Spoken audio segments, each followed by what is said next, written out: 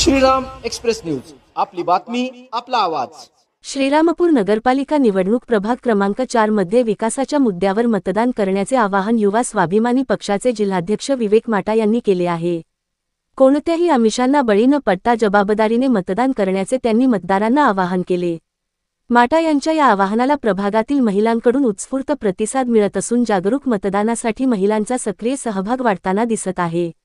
विकास, स्वच्छता, पाणीपुरवठा आणि सुरक्षितता या मुद्द्यांना प्राधान्य देत महिलांनी मतदानाची तयारी दर्शवली आहे।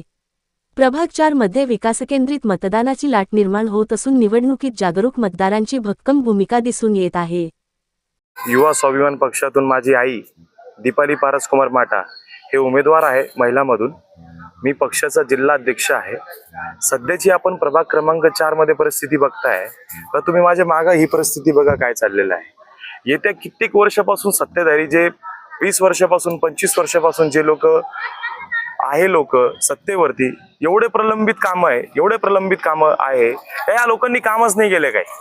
एवढे फक्त लोकांना सांगितलं, काही नगरसेवकांनी असं काम केलंय का काही लोकांनी फक्त स्वतःच्या घरच्या बाहेरचे रस्ते दाखवले, पण खरं परिस्थिती लोकांच्या बाहेरच्या घरची परिस्थिती काय आहे तुम्ही माझ्या मागे बघू शकतात। आज आपण अशा प्रभागामध्ये अशा ठिकाणी आहेत का त्या लोकांना एवढा त्रास होतोय। जे गोरगरीब जनता आहे त्या गोरगरीब जनतेला जातीच्या समीकरणावरती, झेंड्याच्या समीकरणावरती, लोकांना पक्षाच्या समीकरणावरती फसवलं जात आहे। त्यासाठी आपल्याला एक बदलाव होणं गरजेचं आहे। आपण बदलाव काय करणार आहे? सर्वसामान्य जनतेला बदलाव करायचा आहे।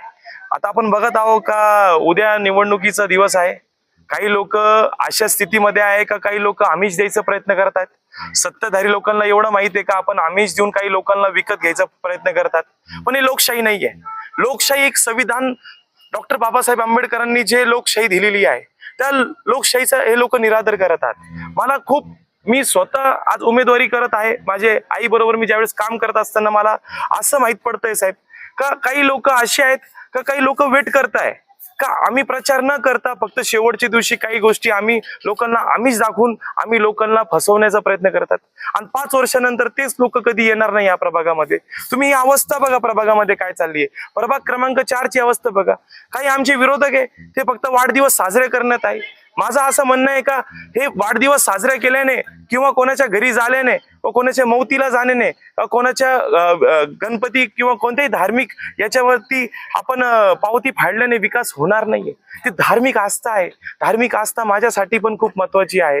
पण मला असं वाटतं का नगरपालिकामध्ये आपण फक्त विकासाच्या मुद्द्यावर बोलावं। आम्ही विकासाच्या विजनवरती बोलतोय का मी या प्रभागामधून माझी आई निवडून आल्यानंतर या प्रभागामध्ये तुम्हाला एकही कचरा दिसणार नाही आणि माझे जेवढे महिला आहेत त्यांना शौचालय जाण्यासाठी एवढा त्रास आहे का तिथं शौचालयामध्ये दरवाजे सुद्धा नाहीये। एक सुद्धा असा नगरसेवक नाहीये का एक सुद्धा अधिकारीला तो सांगत नाही का आमच्या सर्वसामान्य जनतेला त्रास होत आहे, कारण की त्यांना माहित आहे का हे लोक आम्हीच घेऊन आम्ही प्रयत्न करणार आहेत, पण ते चुकीचं आहे। तुम्ही त्याच्यामध्ये बदल घडवला पाहिजे, लोकशाहीची कदर केली पाहिजे। जनतेला तुम्ही काय आवाहन करू इच्छिता निवडणुकीच्या पार्श्वभूमीवर? मी जनतेला हेच आवाहन करणार, प्रभाग क्रमांक 4 मध्ये पण आणि सर्व श्रीरामपुराच्या प्रभागामध्ये सर्वांना हेच निवेदन करणार का येत्या 2 तारखेला तुम्ही सर्व गोरगरीब जनतेतून येणारा माणूस, तळागाळातला माणूस जो तुमच्या भावना समजू शकतो, जो तुमच्या दुःखात सुखात उभा राहण्यात येऊ शकतो, त्या माणसाला तुम्ही निवडून द्या। का जे लोक 5 वर्ष सुद्धा आले नाही, आता बेडके सारखे बाहेर निघलेले, त्या लोकांना तुम्ही मदत न करता जवळ घ्या त्यांना, ही अपेक्षा आहे। पण चांगल्या माणसांना मतदान करा, ही माझी सर्वात मोठं सर्वसामान्य जनतेला आवाहन।